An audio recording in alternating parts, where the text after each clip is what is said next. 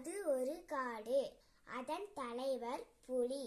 எல்லாரையும் அது பயமுறுத்தியே அதிகாரம் செய்து வந்தது.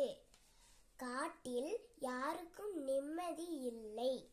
எல்லாரும் மகிழ்ச்சியாக வாழ என்ன செய்யலாம்?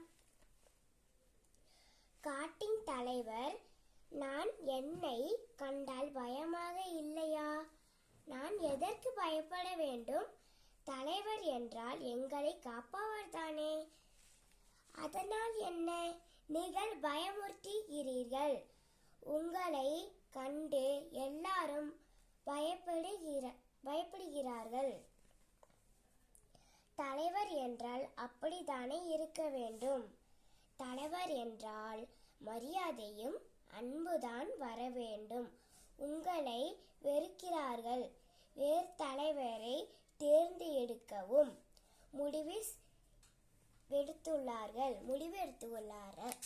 முடிவெடுத்துள்ளார்கள். ஓ, அப்படியா? என்னை எல்லாரும் தலைவராக ஏற்றுக்கொள்ள நான் என்ன செய்ய வேண்டும்? என்னை உங்கள் முதுகில் ஏற்றி செல்லுங்கள். பிறகு நடப்பதை பாருங்கள். பயப்படாதீர்கள்.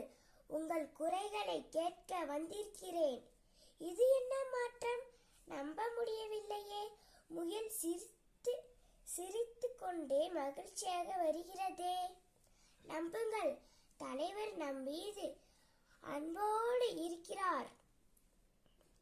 உண்மைதானா? இதைத்தான் எதிர்பார்த்தோம். இந்த காடை மகிழ்ச்சியாக இருக்கிறது. அதற்கு காரணம் நீங்களும் தான் காரணம். எங்கள் உணர்வுகளை புரிந்து கொண்டீர்கள். இப்போதெல்லாம் வயிறு நிரம்ப சாப்பிட்டு நிம்மதியாக குட்டி தூக்கமும் போடுகிறது முயல்.